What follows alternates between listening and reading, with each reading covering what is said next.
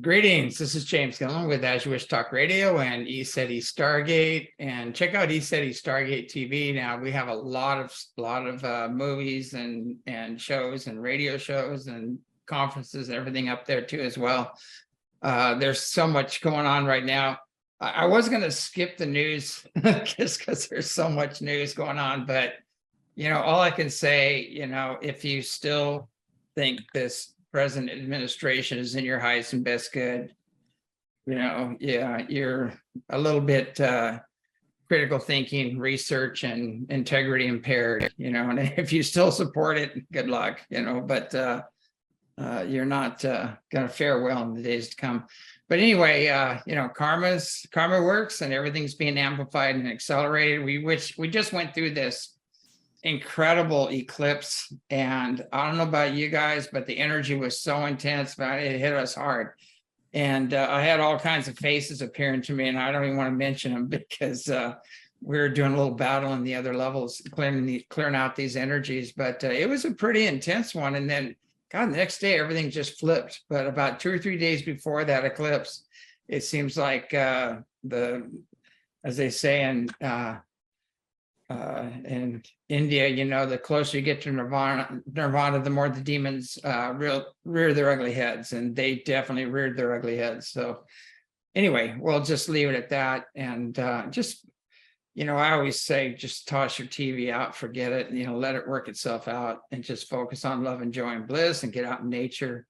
And because this is a big cleanup on aisle 7 coming, and we're right in the middle of it. So just hang in there. My guest tonight is Gail M. Jett. She's an RN, MSN, MP, PhD, LMT, RMT, and a few other alphabets in there. She's an advanced holistic nurse, board certified, heart math certified practitioner, BioWell certified practitioner, biofield tuning certified practitioner, energy medicine advanced practitioner, or Eden Energy, faculty Eden Energy Medicine certification program, faculty at I think it's Kaimai, I'll probably say that wrong, university. But anyway, without further ado, I'm going to bring Gail on the show. Gail, are you with us? I'm here. Everything's working. It's a miracle. Great. Yeah. Especially with the energies lately. Yeah, we've had to, we couldn't do live broadcasts anymore because we had so much interference, and it's almost like they knew when we're going to do it. And my feed would drop, Jason's feed would drop, that, it was just like, we got hacked so bad right at that time. So we have to kind of do pre-records and sneak them in later. And so every once in a while we'll sneak in a live one if we can't do it any other way, but we just get so much interference. It's crazy. Yeah. But I know you've got a workshop at the ranch coming up, and was that June 30th to July 2nd? Correct. I'd love to talk about, I experienced your BioWell camera. That was pretty amazing. It was interesting because it was right on, because I'm pretty aware of my own body and what I'm going through, and it just validated a lot of that. And I'd like to talk about that, and whatever else you want to talk about, what you're going to offer at the workshop, and sure. And I'll just let you take it from there. All right. Well, I'm excited to be here. Thanks for asking me. So with my workshop, I am a nurse practitioner, and one of the things that's always been the most important to me is empowering people with their healthcare. And I left conventional medicine about 7 years ago, and I do strictly energy-based healing technology and therapies now. And so I wanted to talk to people about what I believe is one of the things to be thinking about with everything going on right now. Yeah. And the state of consciousness or lack thereof. And so what I wanted to focus on was the notion of disease and really looking at it through a different lens, as if perhaps it's more of a frequency occurrence that is shared by large groups of people depending on what they're hearing. So what do I mean by that? If you hear something on, I mean, personally, we don't watch the news around here, but if, let's just say that a person watches the news and they hear something that's frightening to them, and then they start telling their friends, and then pretty soon you've got a group of people all on the same page. The question is, you know, you're being told something, and should you always believe it? You know, and I mean, where I'm going with this particular thread is, I'll use an example in healthcare. We've heard of the placebo effect. Yeah. And that is where you're told this is going to be really good for whatever condition it is you're being treated for, and you're going to feel a lot better and blah, blah, blah. And we know, we have good research to back up the fact that placebo effect actually works. And frankly, we should be using it a lot more. I realize it may not make money for, you know, the powers that be, but it does work. Now, on the flip side, there's another phenomenon called the nocebo effect. And that, to me, is it's incredibly prevalent right now in healthcare. And what I mean when I say that is that people will be told, here's a medicine, here's a therapy, these are the side effects. These are all the things that could go wrong. And so quite often the way that that is handled with people is it ends up scaring them more than, you know, the actual therapy. And they can actually sometimes develop the actual side effect or problem that was mentioned to them. So I think that with what I'm seeing quite often in healthcare, and this is not across the board, I want to make sure people understand that there's a lot of really good healthcare practitioners out there trying very hard to take very good care of patients. But sometimes the way that things are prefaced with people, it ends up creating a lot of fear. So one of the things that I'm going to talk about at my workshop is how this, you know, thoughts basically get transmitted, and that part of it is a consciousness level, and how we can start to discern using our intuition, which the heart, in my opinion, is the actual seat of intuition. A lot of disciplines will say it's the third eye. Others will say it's the second chakra, you know, the womb chakra, for example. And I think all of these factor in, but I believe the heart, and there's some good research to back up what I'm saying. And I know that research is not the end all be all. We all know there's good research and then there's the not so much. But the people at HeartMath, for example, have done a tremendous amount of work with the heart over the last 30 years. And I don't know if you know, our listeners are aware, but the heart actually has its own brain. And there's a type of a specialty in that area called neurocardiology.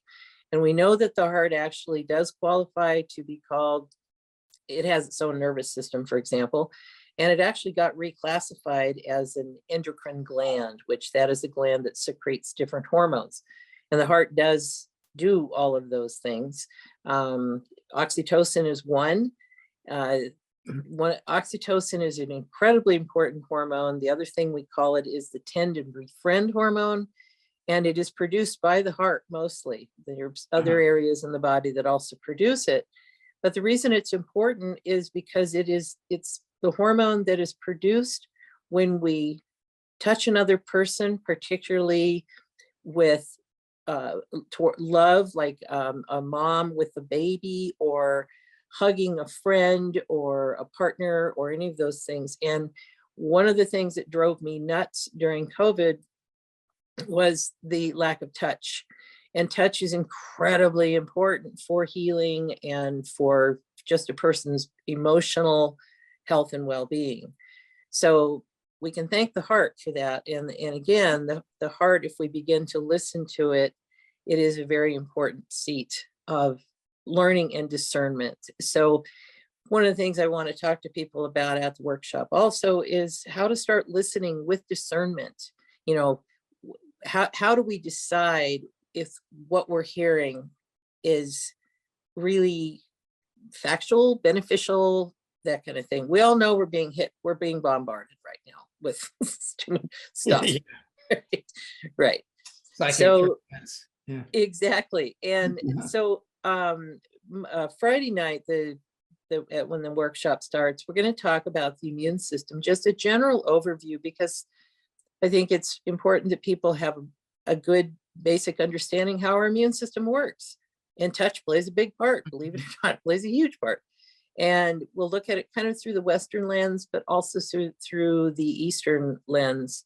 Yeah. And then we'll get into stuff on Saturday where we talk about, you know, the biofield, which I'll talk about the camera there in a minute, but the biofield, kind of what it's made of, how do we work with it, but also how do we begin to protect ourselves and boost our own immune systems, and, you know, the importance of grounding and that kind of thing. So those are going to be some of the topics that we're going to go over. I may tweak or add, fine tune a couple of things too, but I want people to walk away feeling empowered, more about their health, just looking at, there may be some different ways to think about what's actually happening out there. Yeah, I agree. Going back to the heart, I know that the Heart Math has done studies, and I think there's just there's so much more electrical activity going on and energy around the heart than the brain. Oh, yeah. It's massive. And very much. What I was taught is your soul sits right next to the heart, and there's a chamber there, and it has this huge electrical charge. Yeah. And your soul's connected to Creator, you know, so people worship the intellect right now, and it's hard for men to get out of their intellect and drop into the heart. It's harder for them. But they think that the intellect is going to protect them, and it's going to, you know, guide them and everything else. And, you know, it's a great slave, but a terrible master. And, you know, but, not that I'm into slavery, but just to make a point. I'm sure somebody's going to take that piece out and do something with it. But I've seen that over and over again. I try to explain to people they're in their head so much that they miss so much. Yeah. And they're just oblivious. And I think that's one of the biggest struggles. And we could do a whole show on that between men and women, is that, you know, the men are in their brain, they're trying to figure it out. And the women are in the heart usually, and they're in their emotional body, which is 10 times bigger than the intellectual body, processing faster. And the men are still trying to figure out things in their intellect. The women are already gone. You know, they've gone on to 5 other subjects.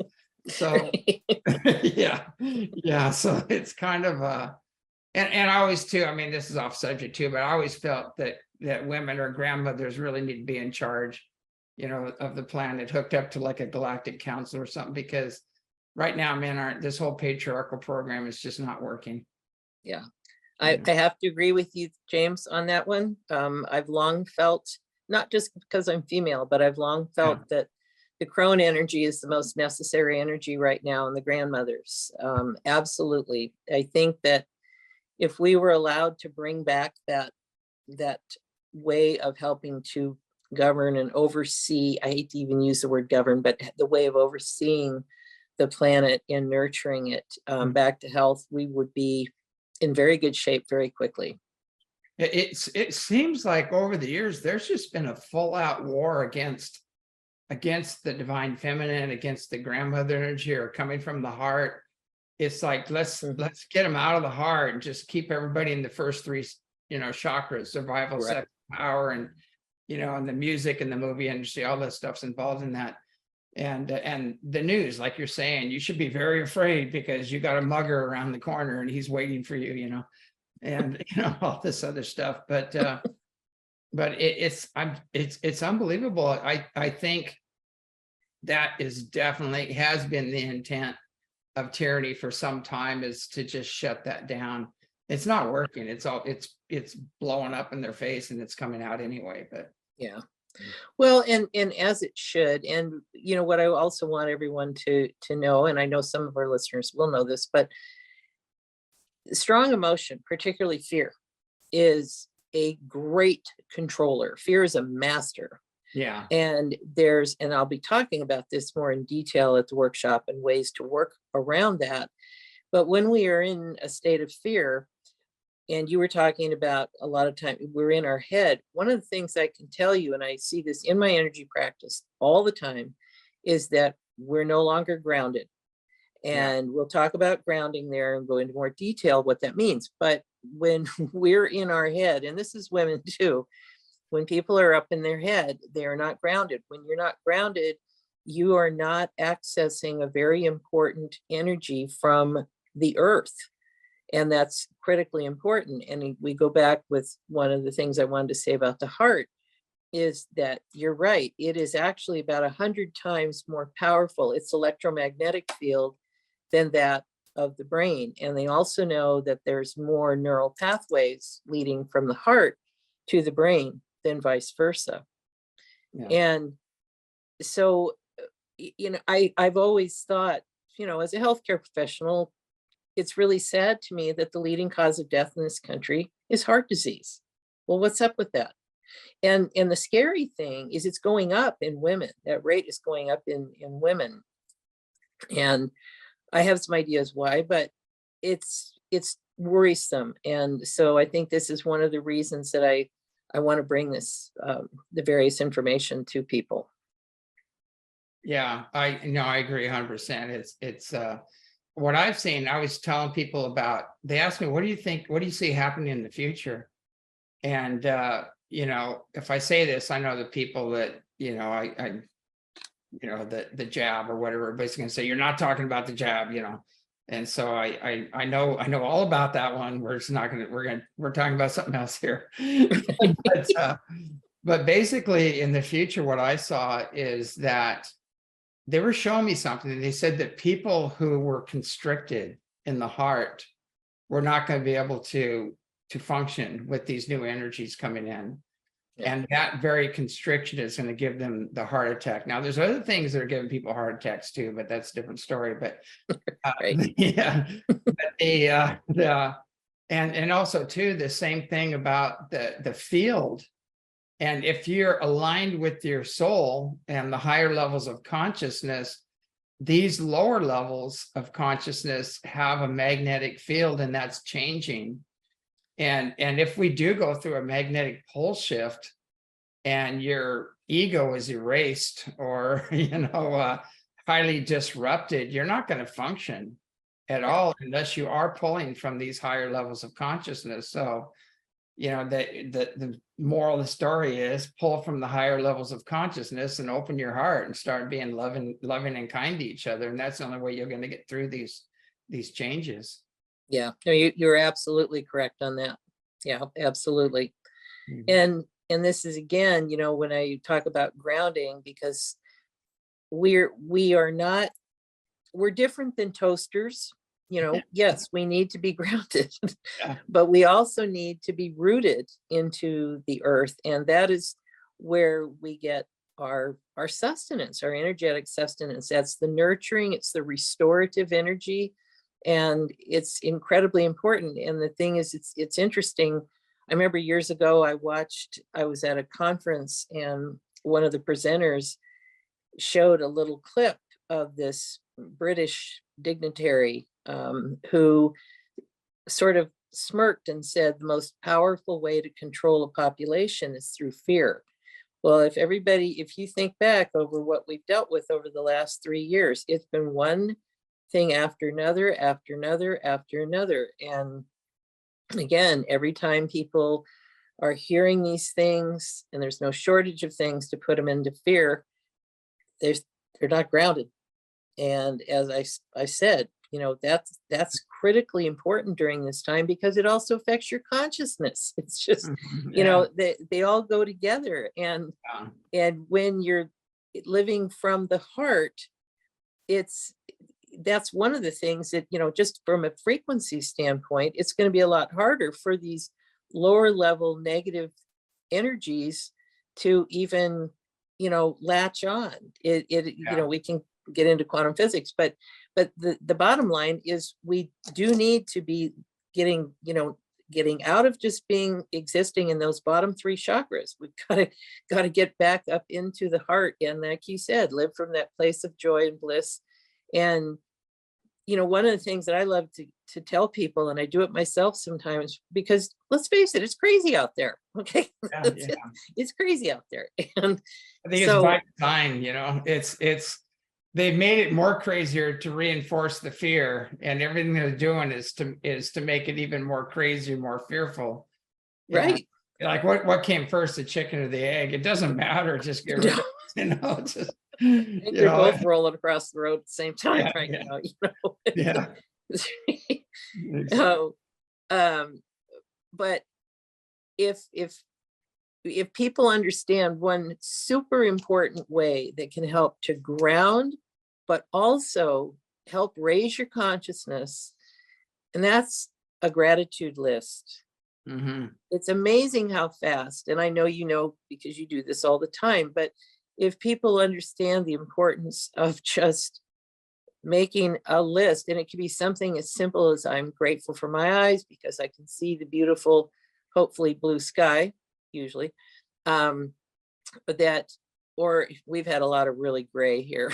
It's been, I keep going, I think there's a blue sky out there, but I'm grateful for my eyes, and then I'm grateful for my body, and I'm grateful for my friends, and I'm grateful for my cats. And the list can be anything you want. And if people start finding that the more you start focusing on these positives, these things that give you joy, they bring you joy, that does it right there. That helps to raise your vibration right up, and super easy to do. I agree. It's we did a thing. I did an experiment, and this was like in the 90s, basically. And it was at the International UFO Congress, and they gave a talk there. And I talked about the benevolent beings that are coming in to help us. And I don't know where it came from, but somebody told me they asked if I could take people through a meditation, a healing meditation. It was just spontaneous. And so I said, okay, I want you to just focus on love and joy and bliss, open your hearts. And I said, go back to a time when you were really happy. You're like on the beach, you're in the forest, you're fishing, you're with your parents, or dad or mom or whatever, doing whatever. And I said, just go find that space where you're really happy. And you're young, you're vibrant, you're healthy. And so we went through this meditation, and at the end of it, I couldn't believe how many people came up to me, and they said, my back healed, my arm is, stuff just healed, like it spontaneously. It was so bizarre, and it shocked me because I was just going by the inner guidance. I go, okay, well, I did what they wanted, see what happens.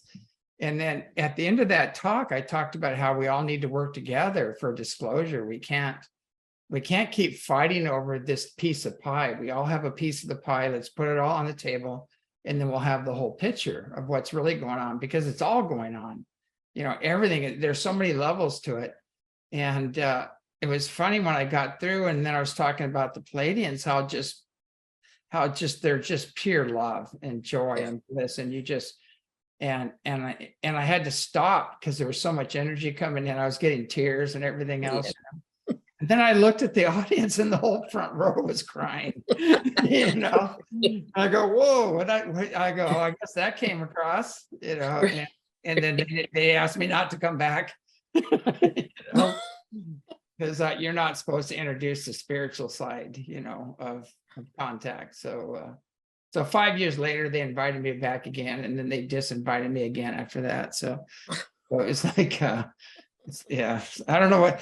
It seems like, especially the International UFO Congress, that group there, that they have a lot of evolving to do, and really start working with the higher level stuff.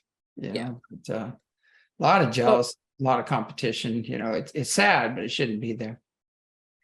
Well, you're absolutely right. And the thing is, that's really what, as we know, that's part of what this whole time is about. It is about, you know, dismantling all that isn't working, and jealousy and competition. That's Yeah. very low frequency Mhm. energies. It doesn't serve anybody. I'm sorry, but it just doesn't. And I'd be hard pressed to have somebody say, well, yeah, but it, you know, when you're Yeah. in that state, you know, that's not a coherent state. And, you know, you said something really important when you were talking about this meditation.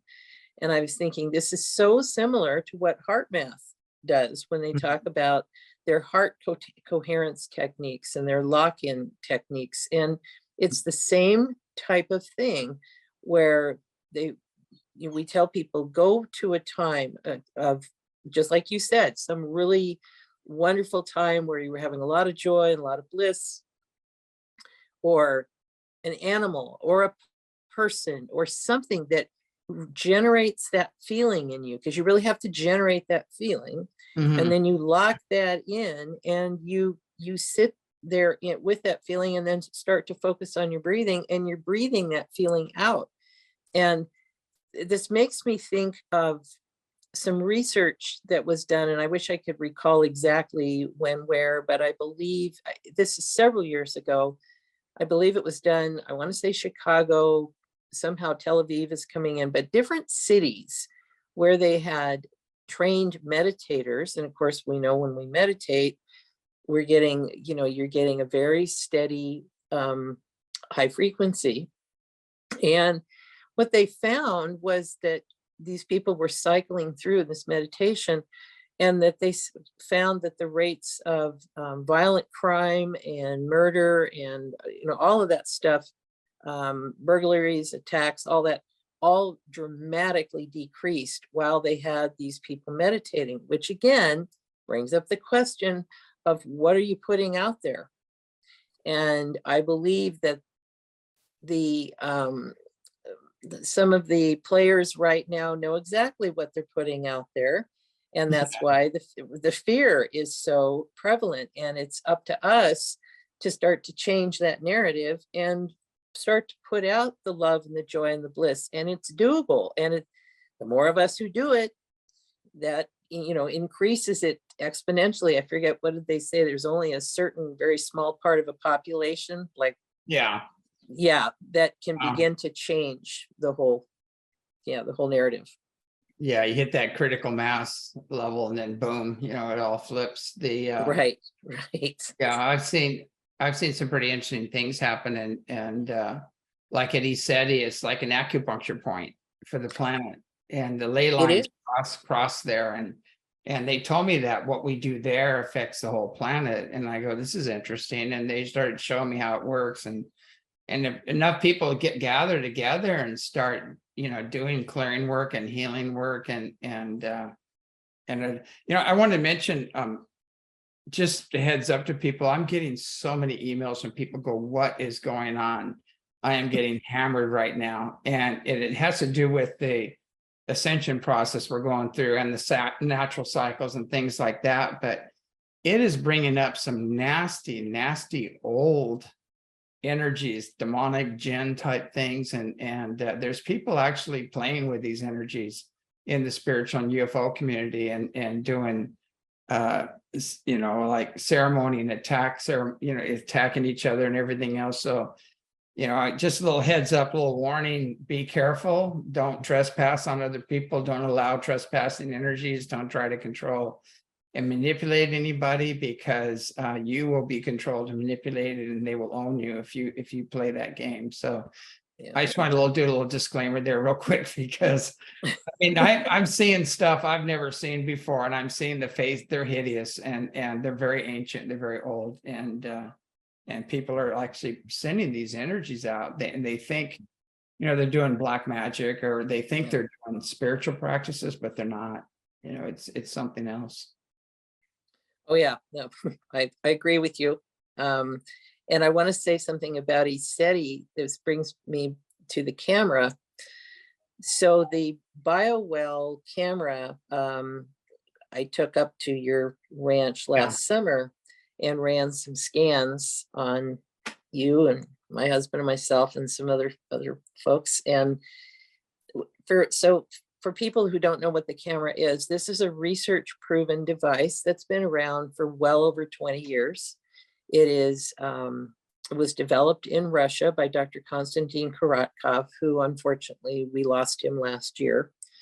And I forget how much research studies have been done on it, but they use it on the space station as a tool to monitor the health and welfare of the folks that live up there and work.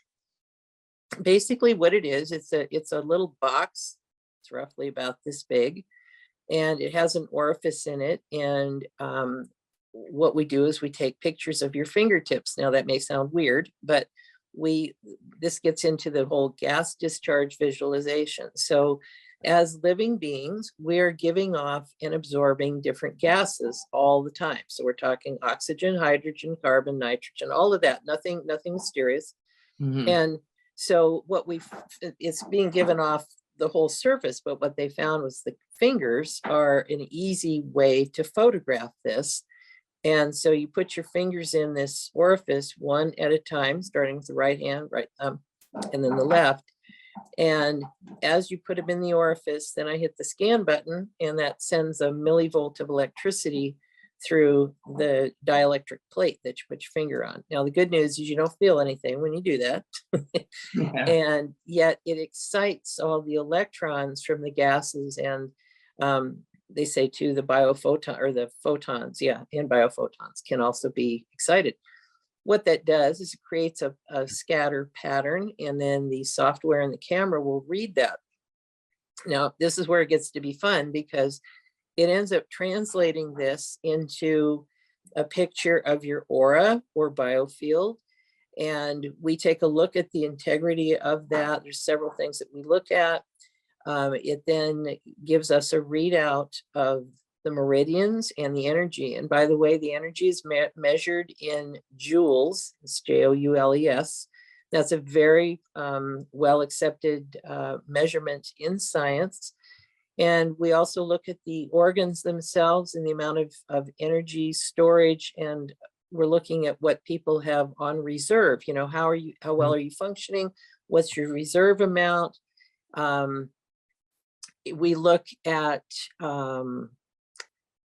biorhythms, which are fascinating. And because we check emotional energy, intellectual energy, and physical energy. And in some countries, they will run biorhythm scans on themselves. You can actually find those online. And before they make any big decision, like taking a job or, buying a house or something like that.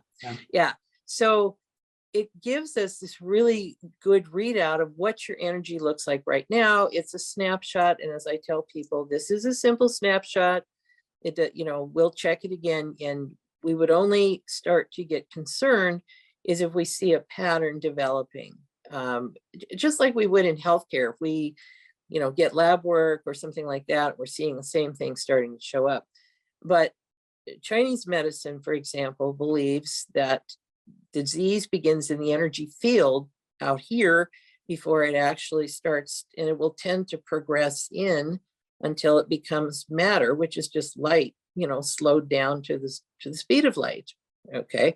Mhm. And so one of the things that I just have to say about the BioWell is that I've taken, hundreds of scans. And what I found absolutely fascinating, and I don't remember if I shared this with you, but it took me forever to get that calibrated up there, because I have to calibrate to the energy, and I'd never run into that before. I mean, I'm saying probably 20, 25 minutes to get it calibrated. And then the thing that I found that's so interesting, and those of your listeners who have been to ECETI know, the energy there is absolutely palpable. It is wonderful. It's just so powerful, and it's wonderful. That's all I can say. I love being there. And what I found was that running the scans on all of us, I can only use my husband and myself as comparisons, but our biofields were up by about 10 joules. Wow. That's significant. Uh-huh. that is significant. So, we're measuring the ambient energy, and I keep thinking I'd love to get one of the other little tools for that. It's called a Sputnik, and the Sputnik measures the energy in a space.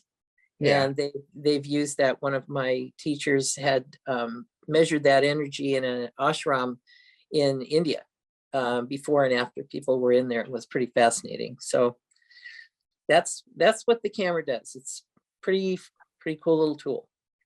I noticed that when you do the readings, because I'm pretty aware of where, myself and what needs work, and things like that. It pretty much pointed out that, a lot of it, I think a lot of it too was the reserve energy too. When you're always giving and giving and giving, you'll find out your reserves are kind of depleted, and Right. so you got to build that energy back up again, and be kind to yourself and loving to yourself, because a lot of people that are in the spiritual community, they just keep giving and giving. They get out of balance, with that. Well, and I think that's a really, really important topic. And I'm glad you brought that up, because this is, again, part of my goal for the workshop is giving those of us in the healing professions and in the world of giving, because, you're a huge giver yourself. So you are very aware of the importance. And you're right. I think a lot of people who are in this realm really don't realize how much they love giving. They love how it makes them feel, all of that. But it does reach a point where it's not going to be beneficial for your particular organism if you keep going at that and not renewing and restoring yourself. Hence, going back to the importance of grounding. And the thing is, grounding can be easily achieved, and it can be good old-fashioned bare feet on plain dirt, or bare feet, of course, at the beach right now for you, the ocean, good old wet sand, can't beat it. But wet grass for the feet when, depending on what right now my weather not conducive, but it will be. But it's standing with your back to a tree or hugging a tree. That's another, just getting out in nature is so incredibly important, spending that time, because it just, HeartMath did some research a while back on trees, for example, and their ability to predict earthquakes. I'm not sure, I think some of the trees, they were measuring these huge ancient redwoods, and I don't know if the fires, Paradise and some of the rest of them, I never did hear for sure whether they were damaged. But what they were finding is that trees can start to sense energies, like, predict an earthquake. And they also wondered if the energy of large groups of people could affect the energies of the trees. And I found that fascinating. It's kind of an ongoing process. I don't know the status of it, but I think it was called the Tree Research Project. I should actually get back on and look at it. It was really, really fascinating, and on the effect of us on the planet, and possibly the Schumann resonance, because it's been pretty active. Oh God, the Schumann resonance just whites out. I mean, it's off the scale, and then it'll be dark and there's nothing. You go, what is going on? Yeah. And we all know what magnetic fields do to the body. I mean, Stanford Research did research on that, and they found out that monkeys, when they experience fluctuations in the magnetic field, they exhibited behavior from comatose to self-mutilation, so yeah. And so you can see these big solar flares hitting and the Schumann resonance going crazy, and watch people just losing it. Yeah. And we don't have to be like monkeys. When we know what's going on, we can adjust and, like you're saying, ground and maybe not go out in public if you don't have to. And it's so much easier to get through these times. I have a mosquito coming after me here I'm going to send him to heaven here in a minute, but they love me. I don't know why. The mosquitoes just, but well, I was going to say something else. I'll never forget, this woman said something. She was a massage therapist, and she said, she said, oh, spiritual people are of no earthly good. And I didn't know what she meant by that. And I asked her, I go, what do you mean by that? And she said, they're not grounded. She said the work is here. You know, the other higher planes are fine, you know, she said, but they need to get grounded and start helping out here, you know, and Yeah. be of service and things like that. And I'll never forget that, you know, it was. Well, and you know, when I'm working with people in my office, I was showing somebody today how fast, and this is the cool thing. If people are thinking there's a lot of stuff you have to do, you don't. And it is simple as changing your thoughts, because I will show them how their polarity will totally flip when they are fearful or some other stressor. And again, there's no shortage of those right now, but then I'll show them how just changing their thought pattern into something that, again, going back, what is it, something that makes you feel good, or someone, or your dog, or your horse, whatever makes you feel good, and how fast it brings it back. Yeah, it's got a big jolt of energy. Well, I was just thinking with that mosquito, I forget who said it, but I saw it one time where somebody said, if you think you're too small to make a difference, try sleeping with a mosquito. Yeah, that's true. But one other thing to say about the solar flares and the coronal mass ejections and all of that is, again, heart math. Obviously, everybody, I love heart math. They just because they've done so much with the heart, but they showed that when we have an increase in sunspot activity, solar flares, CMEs, that it actually has an effect on heart rate variability. Heart rate variability is basically that beat to beat difference that allows us to be able to get up and climb stairs, or stand up okay from a sitting position and walk across the room, and that kind of thing. So it adjusts all the time. And a sign of good variability is when we are in parasympathetic mode, or rest, better known as rest and digest. And most people are spending an awful lot of time in sympathetic fight or flight these days. And again, you know, I have to think that there's forces that know that and intend to keep as many people in that state as possible because of the effects on their health. Yeah. And also the control, you know, they can definitely control you, you know, with that. Oh, absolutely. Absolutely. Well, and I think you and I had talked about this before, but there was a little study done, no, not little, but what they found is that when people get stressed, you know, whatever it is, that up to 80% of the blood leaves the forebrain. And it was interesting. They did imaging and you can actually see it, you know, and so it goes into the body, you know, the muscles, the heart, lungs, kidneys, that kind of thing for fight or flight.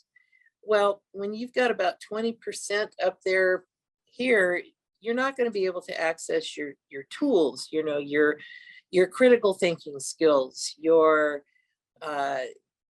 you know, being able to be present, meditation skills, any of these, you're on basically, you're in fight or flight hindbrain behavior, you know, it's knee jerk.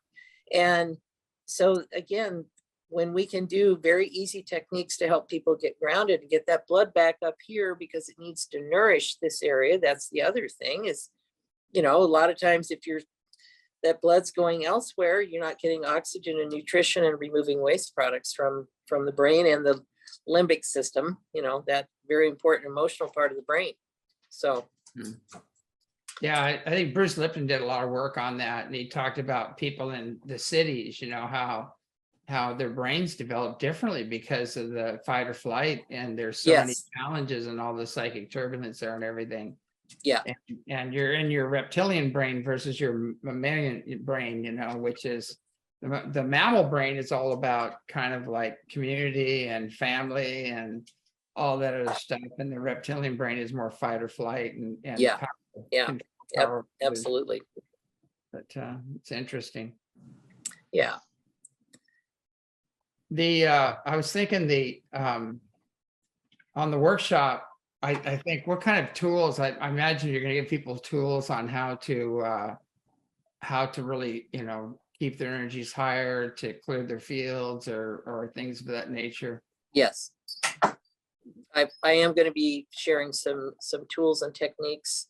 I want to make it stuff that's easy for anybody to do. That's critical, because there's, as we know, there's a lot of technology coming out, Uh-huh. professing to do various things. And I think some of them, they do. I always have to look at stuff with kind of a skeptical eye first, because there's a lot of, that's all I'm going to say about it. And I think there Yeah. is a lot of good stuff coming out, but not all of it is.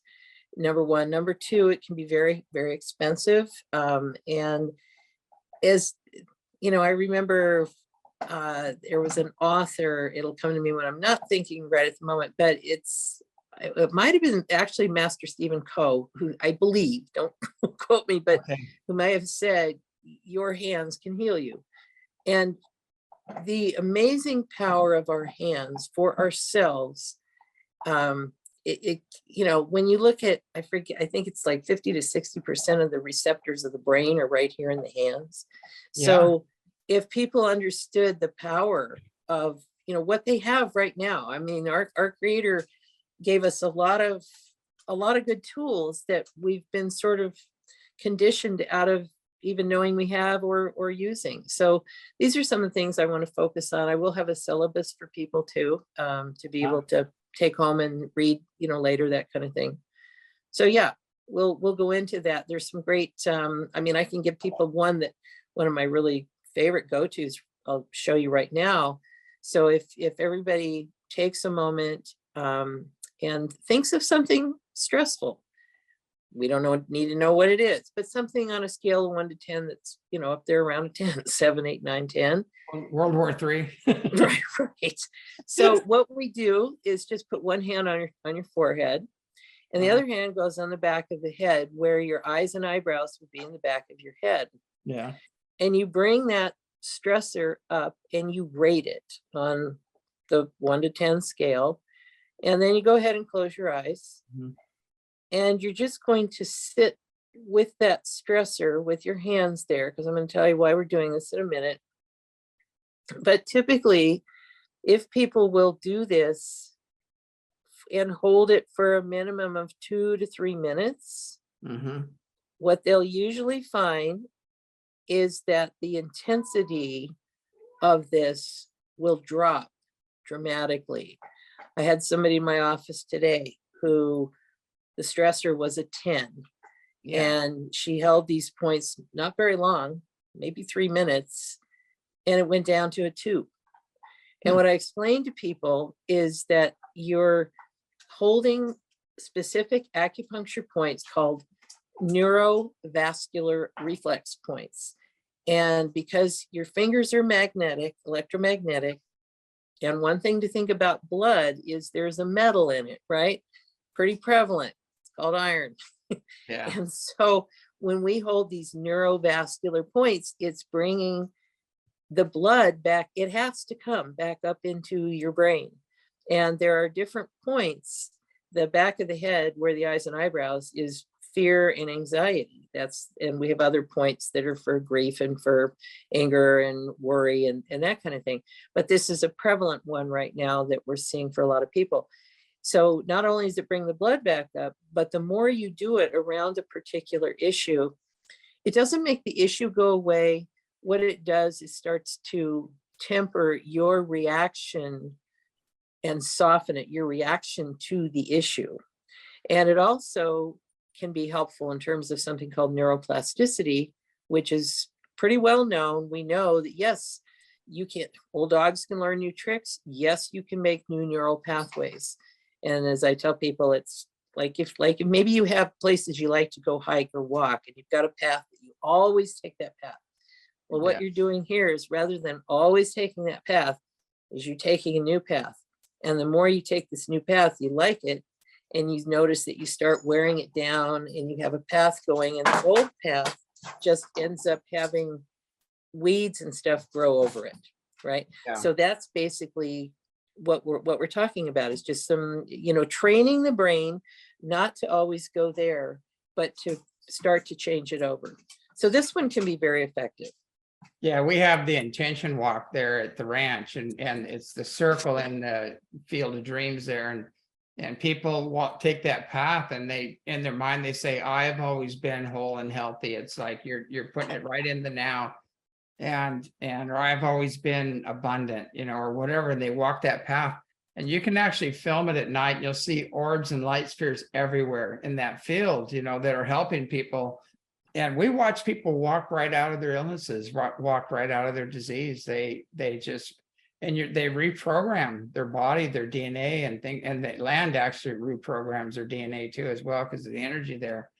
And it's been going on for God knows how long, and it's amazing. One other thing I want to say is I've got like these little batteries here. This is just a standard battery, right? And if people, there's some people do this really easy, some people have a harder time with it. But if you take a little battery just like that, put your thumb on the positive and put the negative side on your second finger or whatever, and hold it, and don't try to send energy to it, just relax with the intention of the battery recharging. You can recharge your batteries. And I do it all the time for people, and it blows their mind. And I was on a radio show, and I did 9 D-cell batteries for one host, and I did it for Above Top Secret and all those guys, and he said his battery wouldn't die. He said he couldn't figure it out, he said it just kept going. But and that's just to show you we've got trillions of volts in our cells, in our body. We just don't know how to send it or utilize it, right? And once this is just a little tool to play with. Go, oh my God, I just charged a battery. Well, if I can charge a battery, I can probably charge my friend, or I can probably use this energy, and the hands are both senders and receivers, both, so yeah, you start realizing that how much what's available to you. You can start doing like airbender things, like Qigong. You start moving energies and merge with the elements and everything. It starts to get really fun. Yeah. Well, it's funny you bring up that battery. That's great. I had not tried that. I love it. Yeah. There's a kid's toy.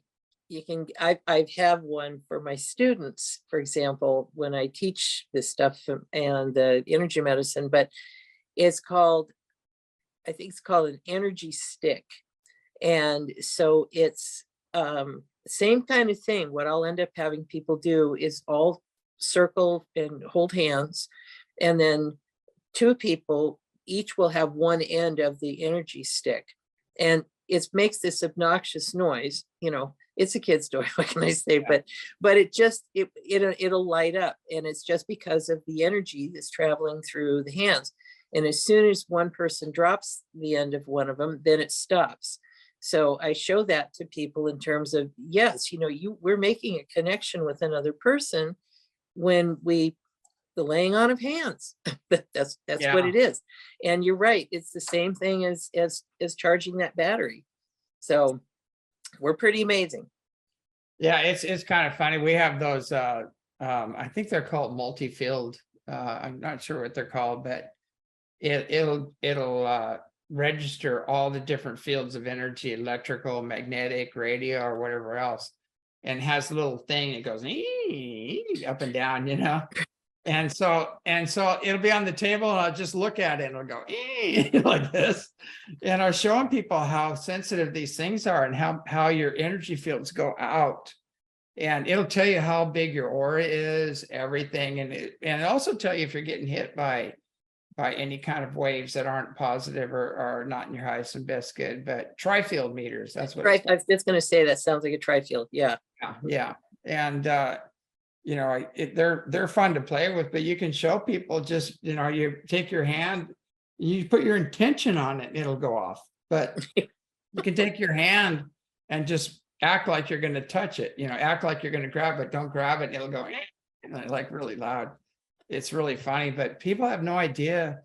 What brings me, Ezekiel told me once, he said, you have no idea how many people you're affecting on the outskirts of your aura, because we always beat ourselves up and go, God, I could do more. I should be doing more. And things like that. And we have no idea, just by holding a frequency and grounding that love and joy and bliss, how much we can affect the planet and others.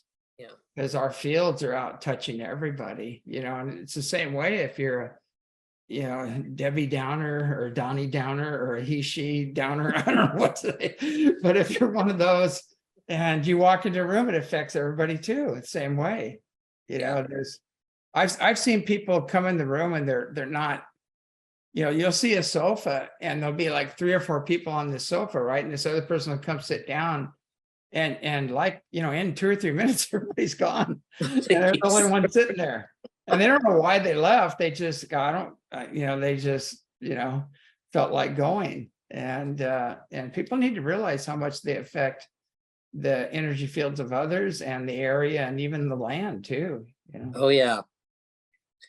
Well, and I know we're getting close to time, but Yeah. I remember Bruce Lipton saying one time, was explaining this whole thing, that when, let's just say you've been invited to a party and you're like, for Friday night, you're like, I don't really want to go, but you go because you like the person, and then you end up meeting these other cool people, and all of a sudden you're all fired up and you got all this energy, and that it's good old quantum physics. It's just constructive interference, basically. And then the opposite can happen when you're around, and we all know people that bring us down, right? It's like, when you have to be, Yeah. it's a very, it's the same thing. So yeah, we do need to be very mindful of our effects on others and the planet. Yeah, I think one of the most powerful things we can do now is to say not mine and set boundaries. When you feel those energies coming in, just go not mine and set a boundary and go within, go back into the heart and hook up with the higher dimensional beings or aspects of yourself, and get through it. But because it is intense, and I do believe we are running out of time. I was looking at the clock. So yeah, unfortunately, we can probably go on forever. right. What's the best way for people to get in contact with you? And also, people remember June 30th to July 2nd on the ECETI site. We'll have all of our information up and the workshop. Yeah, the easiest way probably is through my website. And that's www.advancedhealingenergetics, all no periods or anything, all one word, .com. And I have a way to contact me through there. And yeah, that's probably the easiest way to do it. Great. Awesome. Well, again, I can't thank you enough for coming on the show, and be sure and catch this workshop. I think it's going to be a great one. And anyway, we've got to sign off. So keep an open mind, loving heart, and pure intent, and hang in there, because we're going through one gate after another, it seems like. And so it's going to be a wild ride from here on out. So anyway, have a great evening. Good night. Okay, you too. All right.